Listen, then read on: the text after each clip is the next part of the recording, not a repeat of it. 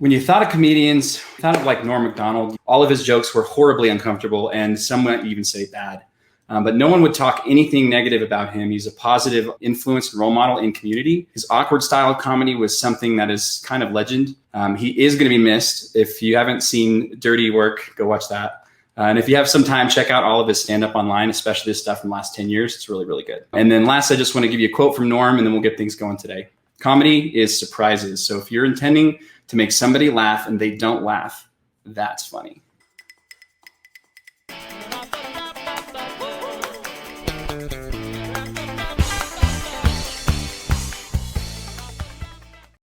What is up, everybody? It's good to see you today. I'm so glad that we are here doing this episode. I got really emotional over the Norm Macdonald stuff this week. He's been a big comedian influence in my life just because he makes everybody super uncomfortable. Love the guy. Watch his stuff. Let's bring in our team for today that are going to be arguing with one another. I want to bring in Eric first. Eric, hello. Hello, Andy. It's great to be here, man. Yeah, Eric, yeah. And then let's bring in our buddy Kyle. Kyle, hello. Good to see you. Hey, guys. Glad to be here. All right. And Isaiah, winner from last time. What's up, everybody? Let's go. Right. 2 in a row. Let's go. All right. And because he won last week, we pulled out the big guns and we went to get somebody related. His sister is here. Mariah, great to see you. We are so glad to see you hopefully beat Isaiah. Now, I run the scoring, so good luck to you today. Thank you. Hey, everybody. Yeah, he's going down. Let's go. All right. That's what I'm talking about. Okay. Well, let's just get going right away into the first.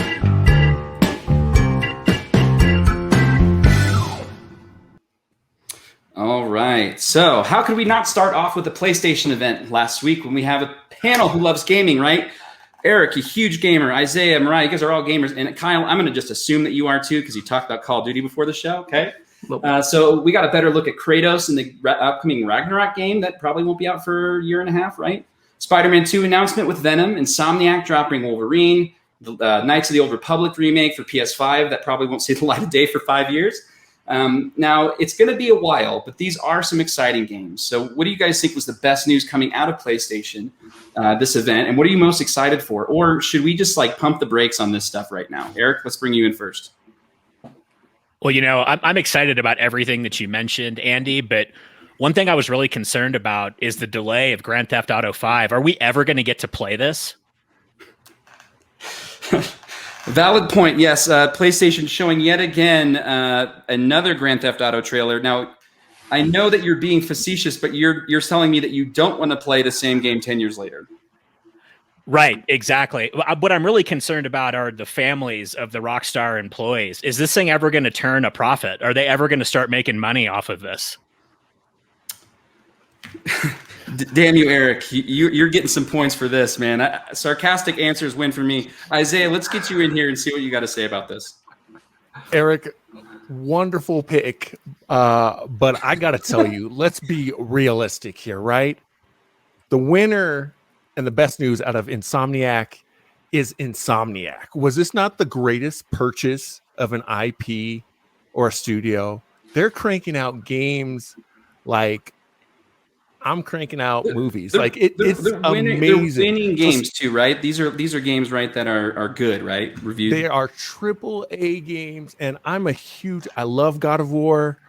The conference started off real slow, but I gotta say, Spider-Man 2 looks amazing, and Wolverine looks top notch. So I'm putting both of those together. Grand Theft Auto, you're going down. Grand Theft Auto, third pick for you. Kyle, what do you got? I will admit, until we got into the show notes, I didn't even realize this was going on last week, to be completely honest. I'm all about honesty. You did your research. I'm all about honesty. To start. Right? But I did my research. I looked it up after the fact, and I will say I am a PlayStation loyalist, so I'm there. I'm so loyal to my PS4 that I'm refusing to get a PS5 as long as possible, but I know some people might have some hookups, and we could figure that out. But I stick to Call of Duty, NHL, and whenever NCAA football comes back, I'll be back on that wagon and that train. But I will say Twitter has been lit up the last week about these different games. So I'm just excited for other people that play all these games. they seem to be excited. And when they're not excited on Twitter, you know it pretty quickly when everyone's significantly angry. So I think the winner is just gamers. It sounds like some exciting stuff is coming out. All right, Mariah, what do you think? Okay, so when I first saw the thumbnail of God of War, I was freaking out because Select Screen and I have played God of War for a very, very long time.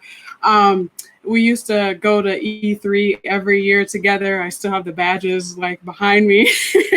But the game I'm most excited for is Horizon Zero Dawn, because I'm kind of like the storyline kind of person. And I'm excited to see what they pull out. But God of War looked amazing. It's like, boy, I'm surprised Select Screen didn't say boy. But Can we get a boy from you, Select Screen? You gotta boy. That's good. Yes.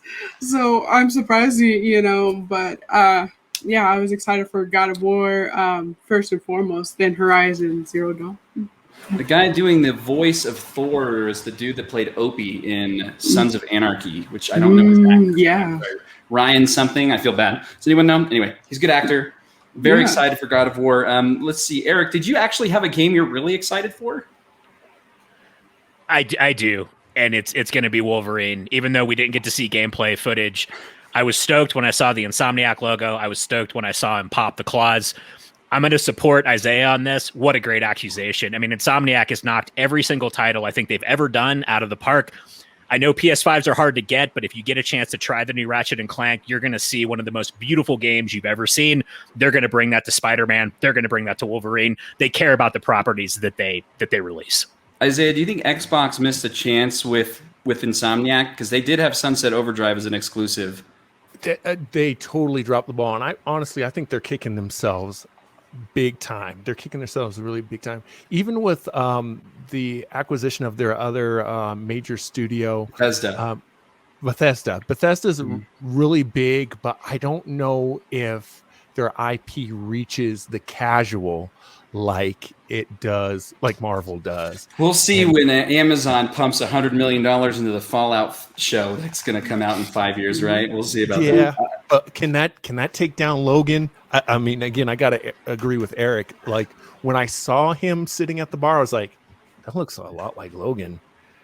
And then very excited. There's a lot of really good stuff coming out. I mean, I think that we can't really go wrong. The only problem I ever have with Sony is that they just make us wait forever for stuff that they show us. We were talking before the episode that there's a good chance even God of War gets pushed from fall of next year into the spring of 23. So, good luck to PlayStation owners. I'm going to get a PS5. I'm not rushing right now because everything's still coming out for that 4.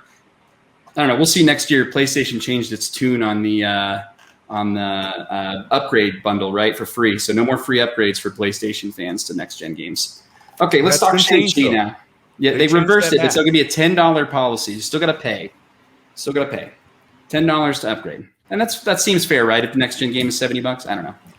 All right, Shang Chi. So this is the new Marvel movie. It came out. It broke the Labor Day weekend release record, hitting 96 million in the theaters over the weekend, opening weekend. And ScarJo was happy about that, right? Disney's probably writing her a settlement check right now as we're talking. So not only was it a financial success, but it reviewed extremely well too. And it's sitting at 92% and 98% respectively on Rotten Tomatoes. So we're going to talk about this as spoiler-free as possible. We know there's a pandemic and we know that not everybody's been able to go see the movies, but we want to talk about the film itself, kind of what this means for Marvel and what this means for both maybe Marvel and movies going forward, right? Is there hope down the line? Kyle, let's bring you in first. I will say this. Thank goodness for Shang-Chi, because right before Shang-Chi, we got note that movies like Top Gun Maverick were getting pushed back, Ghostbusters Afterlife. And so the next logical movie, you're thinking, all these Marvel projects, Eternals, Shang-Chi, like these are all going to get pushed back, and it's going to mess up the timeline with all the TV shows, and it's just going to get chaotic. So thank goodness for that first weekend. Great returns the second weekend as well. So I think that bodes well for I know we're going to talk about Dune here in a little bit, but projects like Dune, Last Night in Soho, Eternals, that we're going to get those on time. Thank goodness, because I don't know if we can go through another fall movie season just being stuck with Netflix releases. Which we'll just watch some good Pig stuff on coming. repeat from Nick Cage. Oh, Pig's amazing. So Eric, what do you think? I enjoyed Shang Chi, I tell you what, the people that made Mortal Kombat and the new Snake Eyes movie should watch Shang Chi so they can understand how a good kung fu movie should be made. And I thought if you take Shang-Chi out of the Marvel universe, it's still a good movie. Even without the tie-ins to Marvel, I thought it worked start to finish. All right. Mariah, what do you think? Well, I'm probably the only one out of the crew that hasn't seen Shang-Chi yet, but I think that Look at the face. Look at his face. I know, an insult face. So let me ask you this, and since you have not seen the movie, you know, going into seeing Shang-Chi, like, what are you expecting out of this film based on what you've heard? I'm expecting like major action. I'm expecting like the Marvel special, so our superhero, you know, recipe. And being that it, you know, got such high ratings, I think that it bodes well for Marvel in the future, because seeing Black Widow, it was really lackluster to me. But if they pick up the pace like they did with Shang-Chi, then bodes well for the future, I think. All right, Isaiah, what do you think? You've seen the movie, yeah? What's your thoughts? Yeah, I've seen it twice. So nice. I've seen it twice. I give it 5 out of 5. The movie is so excellent because, like Black Panther, it came out not only at an amazing time. It's an amazing movie in itself, but it came at the perfect time, and that's the misstep with Black Widow. It came out in the perfect time. We've experienced in the world, we've seen a lot of Asian hate going on, and this is a great way for not to reframe the way that Asians are seen, but it casts them in a positive light, and more so a deeper light. That's what really made this movie so great, without spoiling it too much. But the Mandarin is so deep. His motivations aren't like, ha ha ha, you know, we're gonna just take you guys out. He's not an angry white man in Iron Man 3. Looking at you, Guy Pearce. He's deep, and that made Shang-Chi very well liked.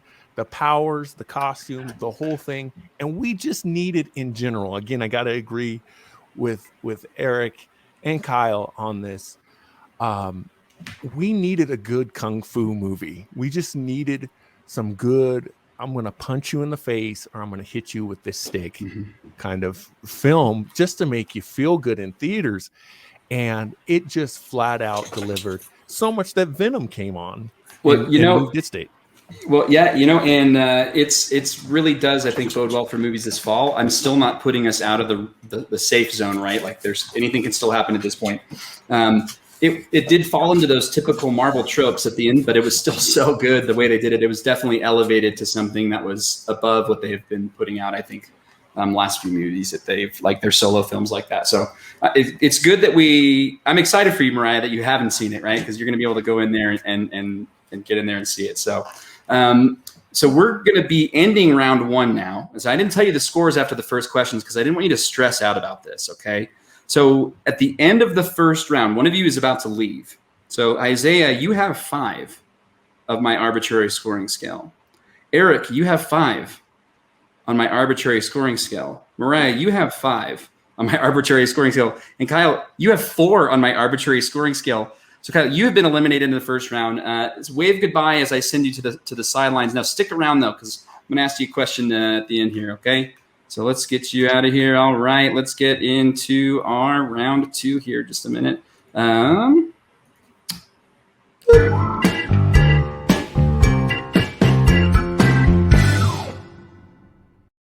All right, round 2. We're going to talk about The Matrix. Let's get into it. Are we already in The Matrix? I'm just a smidge confused, right? Neo's back, and that trailer, when it first started, I was kind of out on what was going on, but by the end of that 2-minute acid trip, I'm so excited now for this movie. And it's going to be released also on HBO Max, so it's unlikely to see a delay like the Paramount movies we had mentioned earlier. So let's just talk about this trailer. What do you guys think? How's the new Matrix going to work? Thoughts on the movie? Mariah, let's bring you in first. Okay, so I know that my brother is the hugest Matrix fan, so I'm glad that I got to go prior to him. But yeah, just seeing the initial trailer, it looks like it has all of the Matrix bundled back up into one, and they're doing it right. They're like, they go down the Alice in Wonderland like rabbit hole, and they get fans excited about it. Truly, Keanu. I could watch them do this rabbit hole thing, right? Like they get out of the Play-Doh stage over and over again. Yeah. So, yeah, it's good. Yeah, and like Keanu Reeves, like they had to keep him going, and he's just a great actor to me. Whatever he does, he's very versatile, and so rebooting the Matrix was just right for him, in my opinion. Everybody asking why he didn't shave for this movie like he was with Neo. If you've seen Keanu Reeves unshaven lately, you should tell him to keep that beard on, my friend, right? Isaiah, I'm going to make you wait as long as possible, you big Matrix fan, you. All right, Eric, what do you got? I love the original Matrix film. I feel like the two sequels, outside of some specific action sequences, really fell apart, especially the third movie. If there's any property that deserves to be revisited with post-John Wick Keanu Reeves, it's this. So I hope that they take the story, combine it, make it digestible, but I also think we're going to be in store for some amazing action sequences. I know it's going to be on HBO Max. This is one I'll be watching in the theater. In the theater, yep. 3 days before Christmas, right in time to get probably whatever the Christmas variant of COVID is. Isaiah, let's see what you got to say about the Matrix trailer. Whoa. Okay, you guys didn't catch that. I'm beyond excited for this. I was one that I've seen the first movie over 150 times. That's wild. I mean, I believe you though. Right. The second and the third one, I think falls apart, but there's so much good action. This trailer specifically, what I loved about it is when you slow it down and you look at what's going on in this movie, I love the fact that it still honors the first three movies, in the sense that it looks like they're plugging him back in. Mm-hmm. And that's a very, very interesting concept. My one thing was no Lawrence Fishburne, no Agent Smith, one due to contract, one due to we're going to get this other dude. We have a young Morpheus now, because I was going to go back around, and we'll just start right here with you, Isaiah. Sure. Speculate away, like give us your 30-second pitch on what you think this movie is going to be. Yeah, absolutely. I think both Morpheus and Trinity are not real. I think when we see some of the code go down Trinity's face, that's our clue to show. And we see Morpheus being made. I don't think that the Matrix in the real world are being affected. This whole movie is actually going to take place in his head. That's kind of wild. I would like that. That'd be very cool. Mariah, good luck following up on that theory. Oh, I know, right? Yeah, of course. So the Matrix, what if it had to do with COVID and there's some kind of, I don't know, some kind of variant of the Matrix? I don't know. So I was thinking that there could be maybe a new version of the Matrix, right, that was created on the side. Maybe Neo, they rebooted him and he kind of forgot. Maybe there was more to the first movies. I don't know. Eric, what do you think as far as speculation here? I'm not smart enough to anticipate what they're going to do. However, when the original creators are revisiting arguably their most influential property, they must have had a reason to go back to the well. They must have, I hope, a new original story to tell us that won't discount the first three films, but will enhance them. I'm just hoping for a good story and some good action sequences, just like I'm sure you guys are. Yep, and we're also already getting a lot of good visuals. The blue glasses for the psychiatrist and the blue pills, and just the way that those scenes look, man, it felt awesome, and it made me really excited to get back to what we're going to call the Matrix again. I guess we'll just say we're going to get plugged back in, right? All right. Well, we're going to stay now with WB and Kyle. I'm sorry that you don't get to talk about Dune. You were so excited.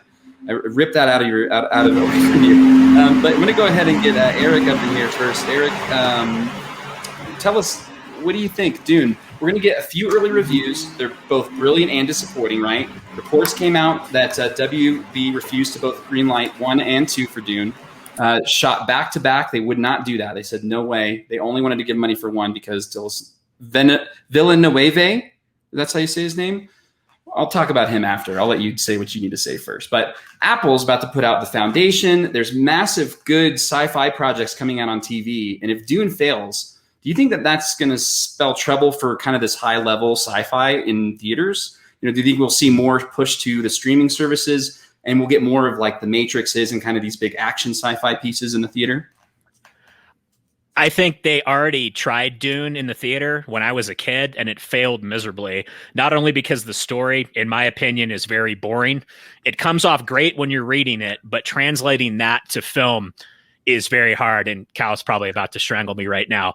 I think Dune really lends itself to an HBO series. I think it needs to be something like Why Last Man or Westworld. You can't do it in a 2-hour movie. You can't do it in a 6-hour movie. That property needs time to breathe. That property needs, time to expand upon. So I hope the movie's good, but I don't have a lot of hopes because I saw the original Dune and it was not. Well, and if you saw Blade Runner 2049, right, it's a really good visual film, and I think Dune's going to be an awesome visual film. But if that movie's hanging around that 3-hour mark, it's, his movies do drag a little bit. Isaiah, what do you think here about Dune? I gotta say, the same thing. The original Dune for me, man, I'm sorry, Kyle, but the original Dune put me to sleep. I was like, this movie is terrible. Now, to answer the question, I think HBO Max would be a good idea, but I would do. You do the theater for this? I would do a limited series. I would do more of the Netflix model with this, where we just put it out, watch the whole thing. I would not put this out like 1 week and then the next week we'll put out episode 2. I would put the whole thing out, let people watch it and call it what it is. Get as much buzz as you can. Apparently there's an 8-hour cut somewhere, 6 or 8 hour cut that exists of the first part of this movie, which would be like a 6-hour miniseries, right? Yeah, cut that brother down and definitely just put it all out. Put it all out. Mariah, if Dune fails, are we going to not see any more big sci-fi movies like this in theaters? I doubt that, because there's a lot of sci-fi lovers out there, and I think that they could make it work because they can generate a lot of attention. Let's go even like a little bit further back with like Stranger Things. People were excited about what's going to happen in the Stranger Things world or something like that. So they could rebuild the sci-fi universe very easily, I think, even if Dune does fail. And I don't think that one like series or one movie will break an entire genre that's been going on for a very, very long time. I think that's fair, but here's the thing. Look at obviously the biggest sci-fi film of this current generations of kids, right? Mm-hmm. What is it? It's Star Galaxy Wars. Quest. Oh, sorry, Star Wars. But most kids today, that was the big thing, Star Wars, right? And Star Wars, as much as I love the film, a lot of comments that I hear about Star Wars is, where's the wars? And I feel like Dune is going to just make that worse, and people are going to go, why are you guys watching this when we can go watch a Marvel film? You see what I'm saying? So not that the genre will go away, but I think moviegoers right now and people who are watching movies, their program, Marvel is the thing. I mean, think about Marvel and Disney are owned by the same mouse. Mm-hmm. But what's the big blockbusters right now? It's not really Star Wars, as much as I love Star Wars. But if it's not at that Marvel level, people are going to still say, man, that wasn't a Marvel movie. All right, this is unprecedented, but I feel like I need to do something here. I'm going to bring Kyle back in here to defend himself. Kyle, talk to us about Dune. What do you think about Dune? If it fails, do you think we're in trouble for highbrow sci-fi? Are you excited for the movie? This is my ghost. appearance. Ghost Kyle, yeah, yes. very much Ghost Kyle. Yep. Usually I don't interact with humans once I've passed to the other side, so this is very weird for me. I just loved it. Denis Villeneuve. Denis Villeneuve. Denis Villeneuve, that's how you say it? Villeneuve, yeah. I've been wrong my whole life. Okay. I was too up until about 4 or 5 months ago, and someone corrected me on a podcast. But I mean, when you look at his like list of bangers, Incendies, Enemy, Blade Runner 2049, Prisoners, like almost everything he's ever directed has been a banger. Maybe not necessarily in the box office, like Blade Runner 2049 left a lot to be desired there. I think that's why there's some hesitation, because you ask a lot of like cinephiles, they love Blade Runner 2049. They think it's one of the best movies made in the past decade, but not a huge commercial success. And so I think that's probably why there's hesitation to not green light the second and third parts of the Dune trilogy right away. You know, they kind of want to see how things go, because film Twitter is very different than the rest of the world of people who watch movies. So, well, do you think it's going to be? I think it's going to be good, but I'm also not a huge sci-fi nerd. Like I haven't read the source material, so I'm not comparing vigorously and nitpicking every little step of what they did in the miniseries and the movie years ago. Do you think it's going to be a problem if it's too long? Because I think that was one of the issues, right? People have with Blade Runner, that there was a little bit of bloat to it. What's too long these days? I would say 3 hours of 3 hours would be too long for a movie like Dune, I think. Because I think it needs to move a little bit faster, right? If the action sequences are grand enough and the star power in that cast is incredible, that alone will bring people to the theaters to see Chalamet, Oscar Isaac. I mean, you've got some really imposing forces there. Brolin, Rebecca Ferguson, who I think is really underrated. So I think that'll help. Yeah, I mean, if it's longer, I think we live in a world now where you either go all in 3 hours or you go less than 90 minutes, and anything in between becomes tough. So it'll probably be similar to 2049, especially since this is not new. People have seen the previous stuff, and a lot of people didn't like the earlier Dune versions. So I think that's why they're being really apprehensive about it. Can I ask you, Oscar Isaac, you brought him up. What is the verdict on him? Because he was Apocalypse. Most people didn't like Poe. I loved Poe. I did. Ride for Poe. But in general, I think people thought that he was like Han knockoff. Do you think Oscar Isaac is that big name draw anymore? I do. Yeah. I don't think about those roles when I think about Oscar Isaac. He's so sexy too. Can we just be honest? He's a beautiful man. Beautiful, He's very beautiful. Yeah. I think of Inside Llewyn Davis. He's incredible in that. I think of his early days in a ska band, which is hilarious. Most Dangerous Year.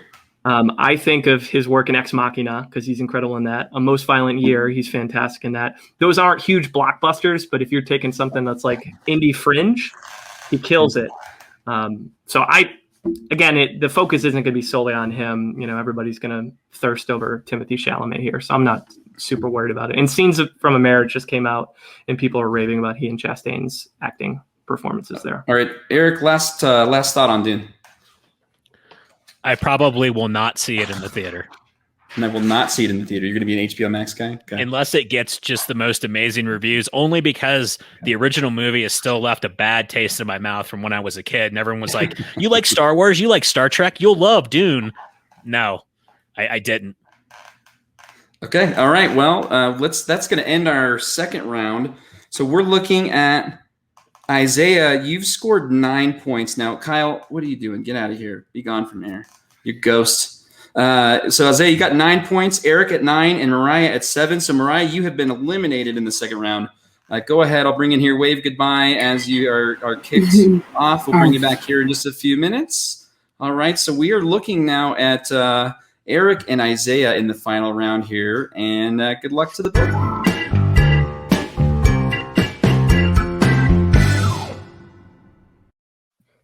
All right, I'm going to get to the last question. We got one final question here. And this is in completely unimportant news that does not matter to anybody other than what we're going to talk about right now. Conor McGregor tried to fight Machine Gun Kelly over the weekend for not taking a picture with him at the VMAs. Now, clearly, we would not punch a celebrity for not taking a picture with us, but I'm sure that there's a celebrity that you'd like to punch in the face. Who would it be and why would that be? Isaiah, go ahead and go first. Let's get you up here. I'd punch Conor McGregor. I'd punch McGregor. I can't stand McGregor. I can't stand him. The fact that he fought a boxer and almost won, it's annoying. Every time he's doing a press conference, I just want to reach through the screen and strangle him. I love, rags to riches story. That's fine. That's great. But when I saw this question, I was like, there's my answer right there. Conor, if you're watching this right now, I'm going to punch you in the face. Isaiah, +3 for calling out Conor McGregor. Just the balls that takes. Even if he'd never see this, I don't think I would fight him. He would, but we're going to actually go -1 for potential murder talk because we do want to punch him, not kill him. Right? Yeah, that's right. Okay, Eric, what do you got here? Who would you want to smack in the face? I'm honestly going to take the same approach as Isaiah, but the opposite side. Somebody who I actually could beat up. I'd punch Machine Gun Kelly in the face for being a shitty rapper, for not eating anything. I think he's terrible. The only time I've ever taken a song off of the Tony Hawk soundtrack is his My Bloody Valentine song because it's terrible. And people love it. I don't understand what it is. So yeah, I would punch him in the face, Andy. I'm pretty confident I could win that battle. Well, I also am pretty confident you can win that battle, but he is going to have Megan Fox standing next to him in that weird naked dress that she was in. You might be moderately distracted by that, just enough to only maybe punch Machine Gun Kelly once or twice before he hits the ground, right? If not him, I'd pick James Corden. James Corden. There's a lot of people I think that would punch James Corden, I do believe. All right, well, we're going to tally the scores here. So it looks like at the end of this round, Isaiah, you're going to be at 12, and Eric, you are at 13. So Eric, you're going to actually be our winner today. So Isaiah, no repeat for you today. We're going to move ourselves away. We're going to give this to Eric now to talk about whatever it is that he wants to talk about. You got 30 seconds, my friend. Well, first of all, I'm shocked I won. I thought that I would be out on the first question, so I appreciate you guys putting up with my BS here. If you want to check out my stuff, bitface.com. My podcast is called Bitface. We've got a lot of new exciting episodes coming out. Thanks for having me on the show, Andy. This was awesome, and I hope I get to do this again. Well, we are glad you're here. I'm going to bring everybody back in here real quick. Does it have any words, anything you want to say about Norm Macdonald? Kyle, anything you want to add about Norm? Rest in peace to a legend.